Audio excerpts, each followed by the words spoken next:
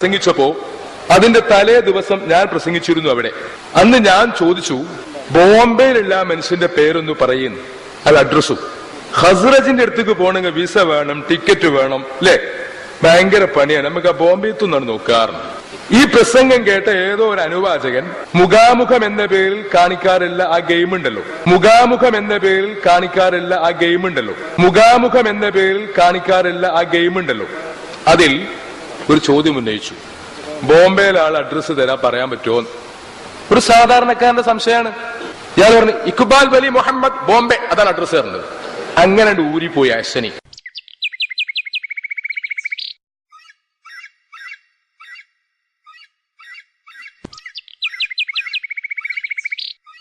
അസ്സലാമു നബി സല്ലല്ലാഹു അലൈഹി വസല്ലം സിഹറുമായിട്ട് ബന്ധപ്പെട്ട് വേറെ ഒരു ഹദീസ് പറയുന്നു, കുടുംബബന്ധം മുറിക്കുന്നവനും നിത്യമദ്യപാനിയും സിഹറിൽ യാഥാർത്ഥ്യമുണ്ടെന്നും വിശ്വസിക്കുന്നവൻ സ്വർഗത്തിൽ പ്രവേശിക്കുകയില്ല. ഈ ഹദീസ് നസായിലുള്ളതാണ്. ഇതിന്റെ വിസ്തീർണം എന്താണെന്ന് ഒന്ന് അറിഞ്ഞാൽ കൊള്ളാം. ഇവിടെ പ്രാഥമികമായി നമ്മൾ മനസ്സിലാക്കേണ്ട ചില നേരത്തെ ഇവിടെ സൂചിപ്പിച്ച കാര്യങ്ങളൊക്കെ പ്രമാണ ബന്ധിതമാണ്, പ്രമാണങ്ങളുടെ അടിസ്ഥാനത്തിലാണ്. ഈ പറഞ്ഞ ഹദീസുകൾ വിലയിരുത്തി പണ്ഡിതന്മാർ സ്വീകരിച്ച നിലപാടാണ് ഞാൻ നിങ്ങളുടെ ശ്രദ്ധയിൽപ്പെടുത്തിയതൊക്കെ. എന്നാൽ അതിൽ നിന്ന് വ്യത്യസ്തമായ സ്വീകരിച്ചവർ ചരിത്രത്തിലില്ലേ?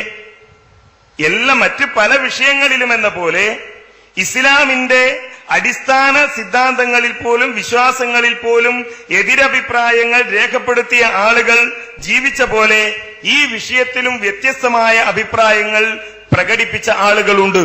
പക്ഷേ അഹ്ലുസുന്ന വൽ ജമാഅ ഈ വിഷയത്തിൽ സ്വീകരിച്ച നിലപാടെന്ത് എന്നതാണ് നമ്മൾ ആലോചിക്കേണ്ടത്. ഞാൻ പറഞ്ഞല്ലോ, ഈ വിഷയത്തിൽ പ്രാമാണികരായ പണ്ഡിതന്മാർ സ്വീകരിച്ച നിലപാട് ഇമാം ബുഖാരിയുടെ ഹദീസ് വിശദീകരിച്ച ഇമാം ഇബ്നു ഹജർ അസ്കലാനി, ഇമാം മുസ്ലിം ഉദ്ധരിച്ച ഹദീസുകൾ വിശദീകരിച്ച ഇമാം നവവി, അതേപോലെ തന്നെ പിൽക്കാലത്ത് വന്ന സലഫി പണ്ഡിതന്മാർ, ഇവരൊക്കെ സ്വീകരിച്ച നിലപാടാണ് ഞാൻ ഇവിടെ സൂചിപ്പിച്ചത്. എന്നാൽ അതിൽ നിന്ന് വ്യത്യസ്തമായി ഈ നിലപാടുകൾ സ്വീകരിക്കുന്ന ആളുകൾ, സിഹിർ ഫലിക്കുകയില്ല എന്നൊക്കെ പറയുന്ന ആളുകൾ ഉന്നയിക്കുന്ന ന്യായങ്ങൾ എന്താണ്? പലപ്പോഴും അത് വളരെ രസകരമായ ചില ന്യായങ്ങളാണ്. ഇപ്പൊ ഉദാഹരണത്തിന്, ശിർക്ക് നബി സല്ലല്ലാഹു അലൈഹി വസല്ലമക്ക് സിഹിർ ഫലിക്കുകയില്ല എന്ന് പറയാൻ വേണ്ടി ഒരാള് പറഞ്ഞ ഒരു കാര്യം, നബി സല്ലല്ലാഹു അലൈഹി വസല്ലമയുടെ സിഹിറുമായി ബന്ധപ്പെട്ട് നേരത്തെ വന്ന ചോദ്യത്തിൽ ആ ഒരു മുടി എന്നൊക്കെ പറഞ്ഞല്ലോ, ഇത് ഒരു ദർവാൻ എന്ന് പറയുന്ന കിണറുമായി ബന്ധപ്പെട്ടുകൊണ്ടാണ്. ദർവാൻ എന്ന് പറയുന്ന ബിർ ദർവാൻ എന്ന ഒരു കിണറ്റിൽ ഇത് ചെയ്തു എന്നാണ് ഹദീസുകളിൽ സ്ഥിരപ്പെട്ടത്. ഇത് ബുഖാരി ഉദ്ധരിച്ച ഹദീസാണ്. എന്നാൽ സിഹിർ ഫലിക്കുകയില്ല എന്ന് വാദിക്കുന്ന ഒരു പണ്ഡിതൻ ഈ വാദത്തെ എതിർക്കുന്നത് നിങ്ങളൊന്ന് കേട്ടു നോക്കൂ. മൂന്നാമത്തെ പോരായ്മ മുദല്ലസാണ് ഹദീസ്. അദ്ദേഹം പറയുന്നത് അങ്ങനെ ഒരു കിണർ തന്നെ ചരിത്രത്തിലില്ല എന്നാണ്. ദർവാൻ എന്ന് പറയുന്ന ഇമാം ബുഖാരി ഉദ്ധരിക്കുന്ന ഹദീസിലുള്ളത് ദർവാൻ എന്ന് പറയുന്ന കിണറ്റിൽ ചെയ്തു എന്നാണല്ലോ. എന്നാൽ അങ്ങനെ ഒരു കിണർ തന്നെ ചരിത്രത്തിലില്ല എന്ന് അലിമദനി എന്ന മടവൂർ വിഭാഗത്തിലെ പണ്ഡിതൻ പ്രസംഗിക്കുന്നത് നമുക്ക് കേൾക്കാൻ കഴിയും. സാധാരണക്കാരായ ആളുകൾ ഇത് കേൾക്കുമ്പോൾ വിചാരിക്കും, പടച്ചോനെ, അങ്ങനെ ഒരു കിണർ തന്നെ ഇല്ലെങ്കിൽ പിന്നെ എങ്ങനെയാണ് ഈ ഹദീസ് സ്വീകരിക്കുക? എന്നാൽ ഇസ്ലാമിക ചരിത്രത്തിന്റെ ഒരു പ്രത്യേകത, ഇതൊക്കെ പല തരത്തിലുള്ള ഗ്രന്ഥങ്ങളിൽ വിശദീകരിക്കപ്പെട്ടതാണ് എന്നാണ്. ഏതുവരെ എന്ന് ചോദിച്ചാൽ കിണറുകളുടെ ചരിത്രം മാത്രം വിശദീകരിക്കുന്ന ഗ്രന്ഥങ്ങളുണ്ട്. കിണറുകളുടെ ചരിത്രങ്ങൾ മാത്രം വിശദീകരിക്കുന്ന ഗ്രന്ഥങ്ങൾ പലയിടങ്ങളിലും നമുക്ക് കാണാൻ കഴിയും. അസീറത്തുൽ ഹലബിയ ഫി സീറത്തുൽ അമീനുൽ മഅ്മൂൻ, ബുർഹാനുദ്ദീനുൽ ഹലബി സീറത്തുൽ ഹലബിയ എന്നാണ് അത് അറിയപ്പെടുന്ന അദ്ദേഹത്തിന്റെ ഗ്രന്ഥം. അദ്ദേഹം എഴുതിയത് കാണാൻ കഴിയും. അത് ബിർ ദർവാനിലാണ്, ദർവാൻ എന്ന് പറയുന്ന കിണറ്റിലാണ് എന്ന് പറഞ്ഞുകൊണ്ട് വിശദീകരിക്കുന്നത് കാണാൻ കഴിയും. അതേപോലെ തന്നെ മറ്റ് പല പണ്ഡിതന്മാരും ഈ കാര്യം വിശദീകരിക്കുന്നത് കാണാം. ബിദായ വന്നിഹായ ഇമാം ഇബ്നു കസീർ റഹിമഹുല്ലാഹ് അദ്ദേഹം പറയാണ്, ഖാല ഇബ്നു അസാക്കിർ വ ഗൈറുഹു, ഈ കാര്യം വിശദീകരിക്കുന്നിടത്ത് മറ്റൊന്നുകൂടി ഞാൻ നേരത്തെ സൂചിപ്പിച്ച പണ്ഡിതൻ പറയുന്നുണ്ട്. അദ്ദേഹം പറയുന്നത് അങ്ങനെ ഒരു ഈ സിഹിർ ചെയ്തു എന്ന് പറയുന്നത് ആരാണ്?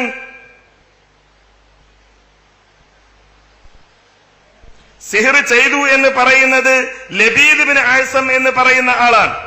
ഈ ലബീദ് ബിൻ ആസം എന്ന് പറയുന്ന ആള് ചരിത്രത്തിൽ ഒരിക്കലും ജീവിച്ചിരുന്നിട്ടില്ല. കാരണം ആസം എന്ന് പറഞ്ഞ ആള് അക്കാലത്തില്ല. ആസം എന്ന് പറഞ്ഞ ഒരാൾ ഉണ്ടായാലല്ലേ ലബീദ് എന്ന ഒരു മകൻ അയാൾക്ക് ഉണ്ടാകുള്ളൂ. അങ്ങനെ ഉണ്ടായിട്ടില്ല എന്നാണ്.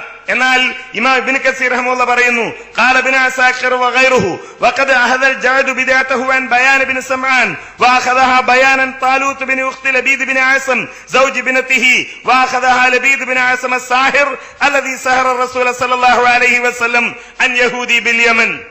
ജഅദ് ബിൻ ദിർഹം എന്ന ഒരു പിഴച്ചവാദക്കാരൻ നബി കരീം സല്ലല്ലാഹു അലൈഹി വസല്ലമയുടെ സിഫത്തുകളെ നിഷേധിക്കുന്ന തരത്തിൽ പുതിയ വാദവുമായി രംഗത്ത് വന്നു. അയാളെ പിന്നീട് അന്നത്തെ ഒരു ഭരണാധികാരി ബലിപെരുന്നാൾ ദിനത്തിൽ അറുത്ത് കൊന്നുകളയുകയാണ് ചെയ്തത്. എവിടെ നിന്നാണ് ജഅദ് ബിൻ ദിർഹമിന് ഈ വാദം കിട്ടിയത്? അത് അദ്ദേഹത്തിന് കിട്ടിയത് ബയാൻ ബിൻ സമആൻ എന്ന് പറയുന്നയാളിൽ നിന്നാണ്. ബയാൻ ബിൻ സമആൻ എവിടെ നിന്നാണ് ഇതെടുത്തത്? ത്വാലൂത്ത് എന്ന് പറയുന്ന ആളിൽ നിന്നാണ്. താലൂത്ത് ആരാണ്? ഇബ്നു ഉഖ്തി ലബീദ് ബിൻ ആസം. ലബീദ് ബിൻ ആസം എന്ന് പറയുന്ന ആളുടെ സഹോദരിയുടെ മകനാണ് ഈ ത്വാലൂത്ത് എന്ന് പറയുന്ന ആൾ. വഅഖദഹ ലബീദ് ബിൻ ആസം. ഈ ലബീദ് ബിൻ ആസം എവിടെ നിന്നാണ് ഇത് കിട്ടിയത്? ആരാണ് ഈ ലബീദ് ബിൻ ആസം? അസ്സാഹിറുൽ ലദീ സഹറ റസൂല സല്ലല്ലാഹു അലൈഹി വസല്ലം. നബി സല്ലല്ലാഹു അലൈഹി വസല്ലമക്ക് സിഹർ ചെയ്ത ആളാണ്. അയാൾ ഇത് സ്വീകരിച്ചത് ഒരു യഹൂദിയിൽ നിന്നാണ് എന്നാണ്. അപ്പൊ ലബീദ് ബിൻ ആസം എന്ന് പറഞ്ഞ ആൾ ഉണ്ടോ? ഇല്ലേ? ഉണ്ട്. ഈ ലബീദ് ഉണ്ട്. ലബീദിന് ആസം എന്ന പിതാവുണ്ട്. ഈ ആസമിന് ലബീദ് എന്ന മകനുണ്ട്. വേറെ ഒരു മകളുണ്ട് എന്തായാലും. കാരണം ആ മകളെ കുട്ടിയാണ് താലൂത്ത് എന്ന് പറയുന്നത്. ഇത് ചരിത്ര ഗ്രന്ഥങ്ങളിലുള്ളതാണ്. ഇതൊക്കെ നിഷേധിച്ചിട്ടാണ് ചിലര് പറയുന്നത് അത് ഞങ്ങൾ അംഗീകരിക്കില്ല, അതിന്റെ കുറ്റം ഇതാണ്. നമ്മൾ ആരെ സ്വീകരിക്കണം? തെളിവുകളുടെയും പ്രമാണങ്ങളുടെയും അടിസ്ഥാനത്തിൽ ഇത് വിശദീകരിച്ച ആളുകളെ സ്വീകരിക്കണോ? അതല്ല ഒരു തെളിവുമില്ലാതെ തങ്ങളുടെ യുക്തി കൊണ്ട് മാത്രം ഇത്തരം കാര്യങ്ങളെ നിഷേധിക്കുന്നവരെ സ്വീകരിക്കണോ? ലബീദ് ബിനുണ്ട്, ലബീദ് ബിൻ ആസമുണ്ട്. അതേപോലെ തന്നെ അന്ന് ഇത് ചെയ്തു എന്ന് പറയപ്പെടുന്ന കിണർ, അതിനെപ്പറ്റിയും പണ്ഡിതന്മാർ വിശദീകരിച്ചത് കാണാൻ കഴിയും. ഇങ്ങനെ ഒരു കിണർ ഉണ്ടായിരുന്നു. ആ കിണർ എവിടെയായിരുന്നു? ബിർ ദർവാൻ ബിൽ മദീനത്തിൽ മുശറഫ റുവിയ അന്ന റസൂലുള്ളാഹി സ്വല്ലല്ലാഹു അലൈഹി വസല്ലം മരിള എന്ന് പറഞ്ഞ് ഇതേ സംഭവം ഉദ്ധരിച്ചത് കാണാൻ കഴിയും. അതേപോലെ തന്നെ ലുബ്ബുൽ ലുബാബ് ഫീ തഹരീരിൽ അൻസാബ് എന്ന ഗ്രന്ഥത്തിൽ ഇമാം സുയൂത്തി രേഖപ്പെടുത്തുകയാണ്, ജൗആനിയ ഇസ്മുൽ ലിൽ ബുഖയത്തിൽ ബിഹാ ബിർ ദർവാൻ. ഈ ജൗആനിയ എന്ന് പറയുന്ന സ്ഥലം, അവിടെയാണ് ബിർ ദർവാൻ ഉള്ളത്. ആ ബിർ ദർവാനിലാണ് നബി സല്ലല്ലാഹു അലൈഹി വസല്ലമക്ക് സിഹർ ചെയ്തത് എന്ന് പണ്ഡിതന്മാർ വിശദീകരിക്കുന്നു, ചരിത്ര ഗ്രന്ഥങ്ങളിൽ ഉദ്ധരിക്കുന്നു. എല്ലാ പണ്ഡിതന്മാരും അത് വിശദീകരിക്കുന്നു. അപ്പോ ഒരു കൂട്ടർ വന്നിട്ട് പറയുന്നു അങ്ങനെ ഒരു കിണറേ ചരിത്രത്തിലില്ല.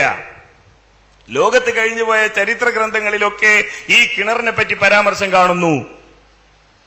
ആസം എന്ന് പറഞ്ഞ ഒരാൾ ജീവിച്ചിരുന്നിട്ടില്ല, എന്നാലേ അയാൾക്ക് ലബീദ് എന്ന മകനുണ്ട് എന്ന് വിശ്വസിക്കാൻ കഴിയൂ എന്ന് ഒരു കൂട്ടർ പറയുന്നു.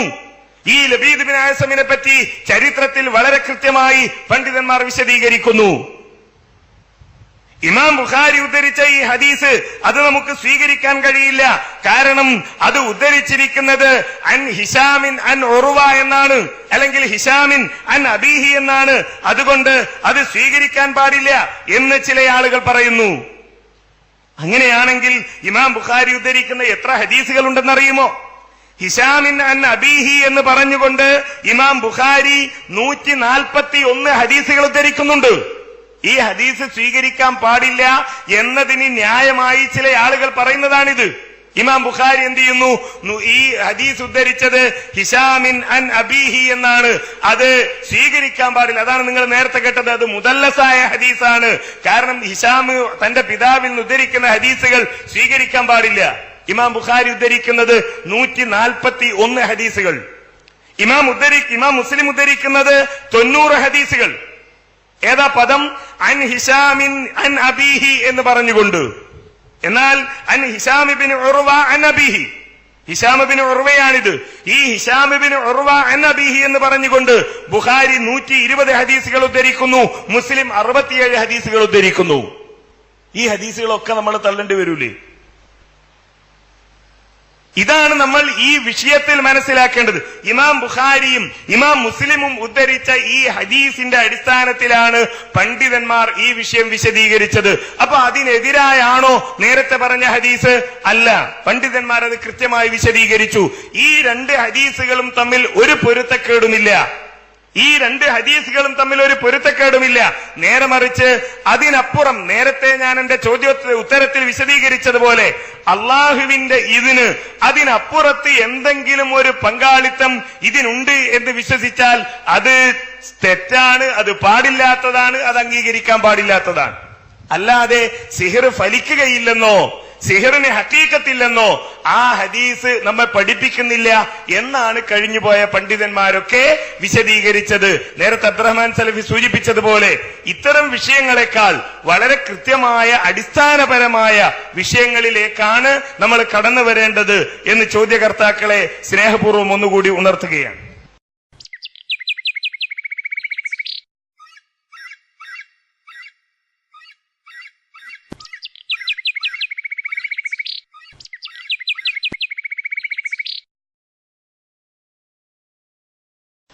കുടുംബബന്ധം മുറിക്കുന്നവനും നിത്യമദ്യപാനിയും സിഹറിൽ യാഥാർത്ഥ്യമുണ്ടെന്നും വിശ്വസിക്കുന്നവൻ സ്വർഗത്തിൽ പ്രവേശിക്കുകയില്ല. ഈ ഹദീസ് നസായിലുള്ളതാണ്. ഇതിന്റെ വിസ്തീർണം എന്താണെന്ന് ഒന്ന് അറിഞ്ഞാൽ കൊള്ളാം.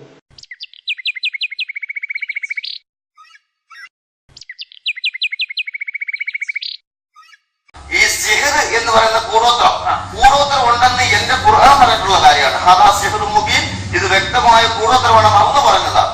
അത് വിശ്വസിക്കാതിരിക്കുന്ന ഞാൻ എങ്ങനെ മുസ്ലിമാവും? സിഹറിൽ വിശ്വസിക്കുന്നുണ്ടോ, അതായത് കൂടോത്രം ഉണ്ടോ അല്ലെ മാറ്റുണ്ടോ മാരണമുണ്ടോ എന്ന് ആ സിഹർ എന്ന് പറഞ്ഞ ഒറ്റവാക്കിനുണ്ട്. സിഹർ ഉള്ളിടത്ത് അതിന് നമുക്ക് അള്ളാഹു റസൂലുള്ളാഹിക്ക് ഒരു സിഹർ ഏറ്റിട്ടുണ്ട് ഞങ്ങളുടെ നബിക്ക്. ആ സിഹർ ഏറ്റത് വെച്ച് നോക്കുമ്പോൾ പുള്ളി സമ്മതിച്ചിട്ടുണ്ടോ? ആ ഉണ്ടല്ലോ. അതിനാണല്ലോ 3 സൂറത്ത് പോലും ഇറങ്ങിയത്. 3 സൂറകൾ 3 പോലും ഇറങ്ങിയത് റസൂലുള്ളാഹിക്ക് സിഹർ ഏറ്റതിന്റെ പിന്നിലാണ്.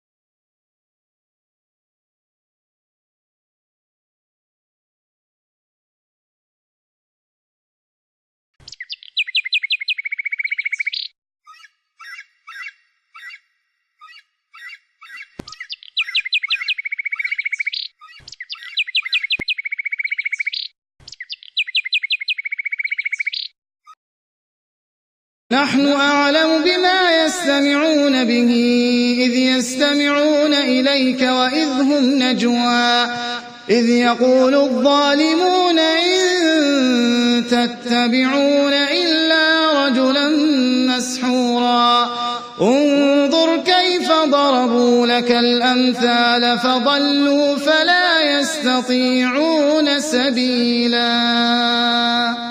നീ പറയുന്നത് അവർ ശ്രദ്ധിച്ചു കേൾക്കുന്ന സമയത്ത് എന്തൊരു കാര്യമാണ് അവർ ശ്രദ്ധിച്ചു കേട്ടുകൊണ്ടിരിക്കുന്നത് എന്ന് നമുക്ക് നല്ലവണ്ണം അറിയാം. അവർ സ്വകാര്യം പറയുന്ന സന്ദർഭം അഥവാ മാരണം ബാധിച്ച ഒരാളെ മാത്രമാണ് നിങ്ങൾ പിന്തുടരുന്നത് എന്ന് നിന്നെ പരിഹസിച്ചുകൊണ്ട് അക്രമികൾ പറയുന്ന സന്ദർഭവും നമുക്ക് നല്ലവണ്ണം അറിയാം. നബിയെ നോക്കൂ, എങ്ങനെയാണ് അവർ നിനക്ക് ഉപമകൾ പറഞ്ഞുണ്ടാക്കിയതെന്ന്. അങ്ങനെ അവർ പിഴച്ചുപോയിരിക്കുന്നു. അതിനാൽ അവർക്ക് ഒരു മാർഗവും പ്രാപിക്കാൻ സാധിക്കുകയില്ല.